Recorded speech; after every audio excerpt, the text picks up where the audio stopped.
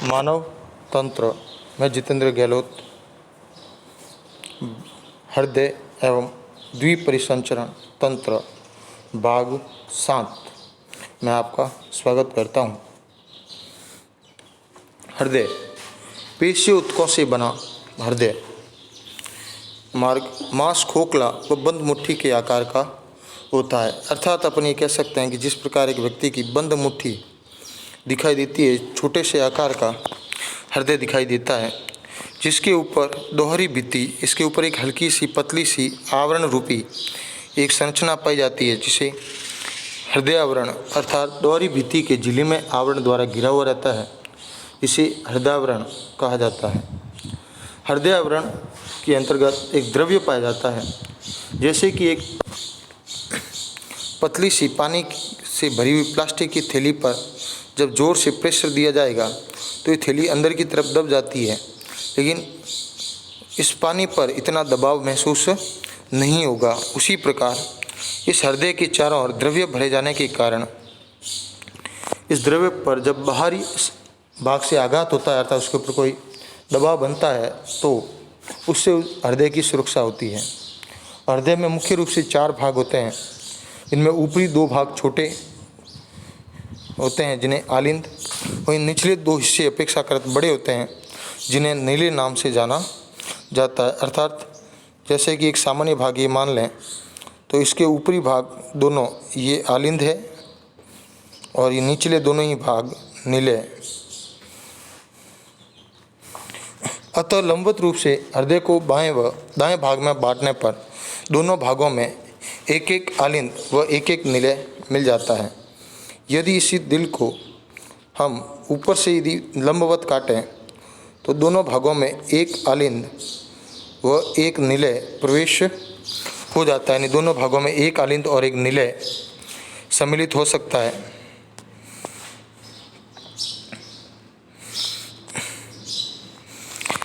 दाहिनी ओर के नीले व आलिंद के मध्य त्रिवलक एंट्रियोकोल वॉल्व अर्थात जैसे कि ये आलिंद व नीले है, इन दोनों के बीच में एक प्रकार का वॉल्व काम करता है। ये वॉल्व रक्त को ऊपर जाने से रोकता है व ये रक्त को नीचे की ओर भेजने का कार्य करता है, जिसे बाह्य एंट्रियोट्रिकुलर वॉल्व के नाम से जाना जाता है। दाहिनी ओर के नीले व आलिंद के मध्य त्रिवलक एंट्रियोकोल वॉल्व पाया जाता है। ये कपाट रुधिर को विपरीत दिशा में अर्थात पुनः ऊपर की तरफ जाने से रोकते हैं। वहीं कपाट के खुलने व बंद होने से अर्थात जब रक्त के मध्य आलिंद व नीले के मध्य का ये एंट्रिकोलर वॉल्व जब बार बार खुलते व बंद होते हैं तो इसे लब डब की आवाज़ सुनाई देती है, जो कि दाएं व बाएं आलिंद व नीले आपस में पेश से झिल्ली से अर्थात दाएं व बाएं जो आलिंद है उनके बीच की इस प्रकार एक झिल्ली पाई जाती है जो इन दोनों को पृथक करती है, जिसे पेशी झिल्ली कहा जाता है। जैसे कि अपन देख सकते हैं आलिंद व नीले लयबद्ध रूप से संकुचन व शिथिलन की क्रिया में संलग्न रहते हैं। अर्थात इन दोनों के बीच में जैसे कि पहले ऊपरी भाग में दबाव महसूस होगा तो ये रक्त निचले भाग में चला जाएगा, लेकिन वहीं अब नीले के अंदर जब दबाव महसूस होगा तो ये रक्त शरीर से बाहर की तरफ भेज दिया जाएगा और जो शरीर के सभी भागों में पहुंचा दिया जाता है। इसे हम इसी प्रकार समझ सकते हैं कि सर्वप्रथम मनुष्य के शरीर में रक्त फुफ्फुस शिराओं द्वारा प्रवेश करता है और फुफ्फुस शिरा द्वारा ये रक्त फेफड़ों से ऑक्सीजन युक्त रक्त फुफ्फुस शिरा द्वारा बाएं आलिंद में प्रवेश करता है और इस बाएं आलिंद में प्रवेश ये रक्त एंट्रियोकुलर वॉल्व अर्थात द्विवर्णी कपाट द्वारा बाएं नीले में प्रवेश करता है और बाएं नीले के महाधमनियों द्वारा ये शरीर के सभी भागों में भेज दिया जाता है और सभी भागों में जाने पर ये कार्बोहाइड्रेट के अपघटन की प्रक्रिया को संपन्न करता है और उसी प्रक्रिया के अंतर्गत ये रक्त शरीर के सभी भागों से घूमकर कार्बन डाइऑक्साइड को लेकर ऑक्सीजन को वहाँ मुक्त कर पुनः महाशिराओं द्वारा शरीर के हृदय में प्रवेश करता है और इसी महाशिराओं से ये रक्त पुनः त्रिवलय कपाट द्वारा दाएं नीले में प्रवेश करता है और दाएं नीले से ये रक्त पुनः फुसफुस धमनी द्वारा फेफड़ों तक पहुंचा दिया जाता है। अर्थात इसी प्रकार हम ये कह सकते हैं कि हमारे शरीर में लाया जाने वाला शुद्ध रक्त फुसफुस शिराओं द्वारा शरीर में प्रवेश करता है तो महाधमनी द्वारा वही रक्त शरीर के सभी भागों में भेज दिया जाता है।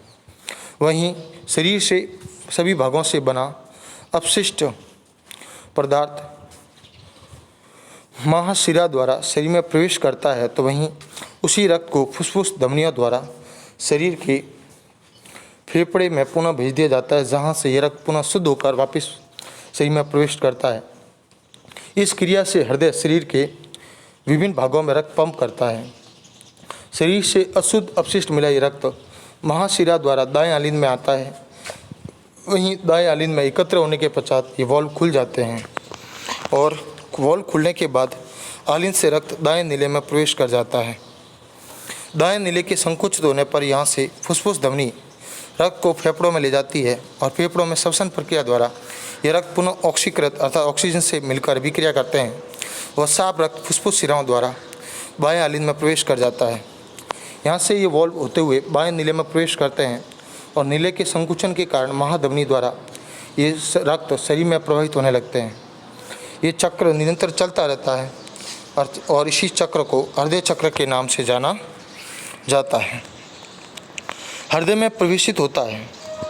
जैसे कि आप यहाँ देख सकते हैं कि सामान्यतः माना जाए कि ये फेफड़ों के अंतर्गत पाए जाने वाली कूपिका हैं और वहीं ये मानव हृदय है और ये मानव शरीर के शेष अंग है। तो जब शरीर से शुद्ध रक्त आता है और वह ऑक्सीजन को फेफड़ों तक हृदय तक पहुंचाता है और हृदय से ये रक्त पंप होकर शरीर के भागों में पहुंच जाता है, तब तक ये रक्त शुद्ध होता है और यहाँ से ये ऑक्सीजन युक्त रक्त कार्बन डाइऑक्साइड से अभिक्रिया कर पुनः शिराओं द्वारा हृदय में छोड़ा जाता है और इसी हृदय से पुनः ये रक्त फुसफुस धमनियों द्वारा पुनः फेफड़ों में भेज दिया जाता है। और इस प्रकार एक रक्त का जैसे यहाँ से यहाँ प्रवेश करना, फिर यहाँ से इस तरफ से होते हुए वापस ऊपर, अर्थात शरीर के शुद्ध फेफड़ों में रक्त के शुद्ध होने तक वह हृदय के 2 चक्र पूरे कर लेता है। इसलिए इसे रक्त द्विपरिसंचरण तंत्र के नाम से भी जाना जाता है। ये हृदय में प्रवेशित शुद्ध रक्त तत्पश्चात बाह्य नीले से महाशिरा द्वारा शरीर में वापस भेज दिया जाता है। इस प्रकार के परिसंचरण को द्विपरिसंचरण कहा जाता है। ये एक फुसफुसीय, दूसरा दैहिक। हृदय पेशन या स्व उत्तेजनीय होता है और हृदय की गति विधियों को निर्धारित करता है। आज के समय में यदि किसी का हृदय खराब हो जाता है तो उसके स्थान पर कृत्रिम हृदय अर्थात पेसमेकर या गति प्रेरक लगाया जा सकता है। रक्त वाहिकाएँ का है मानव शरीर में रक्त वाहिकाएँ का एक बहुत बड़ा जाल होता है जिनमें ये प्रवाहित होकर रक्त कोशिकाओं तक पहुंचता है। ये मुख्यतः 2 प्रकार की होती है, धमनी व शिराएँ। ये वाहिकाएँ जिनमें ऑक्सीजनित साफ रक्त बहता है इन्हें धमनी कहते हैं। ये धमनी शरीर के सभी भागों में शुद्ध रक्त लेकर प्रवेश करती है। वहीं शिराएँ ये वाहिकाएँ अशुद्ध रक्त अर्थात कार्बन डाइऑक्साइड युक्त रक्त को लेकर शरीर के सभी भागों में प्रवेशित करती है। वहीं रक्त वाहिकाएँ ऊतकों व अंगों में पहुंचकर केशिकाओं में विस्तृत रूप से बदल जाती है। वहीं इसमें कुछ ये सस्पेंस भी है कि एकमात्र फुसफुस धमनी एक ऐसी धमनी होती है जो कार्बन डाइऑक्साइड वाले रक्त को लेकर फेफड़ों तक पहुंचाने का कार्य करती है। तो वहीं फुसफुस शिरा एकमात्र ऐसी शिरा होती है जो फेफड़ों से शुद्ध रक्त को लेकर हृदय तक पहुंचाने का कार्य करती है। इस प्रकार महाधमनी व महाशिरा के विपरीत फुसफुस धमनी व फुसफुस शिराएँ काम करती है। इस प्रकार रक्त के द्विपरिसंचरण तंत्र में अपन थोड़ा सा कई बार इस चीज़ का ध्यान रखना जरूरी होता है कि यदि फुसफुस नाम का प्रयोग हुआ है तो वह अपनी स्वभाव के विपरीत कार्य करती है।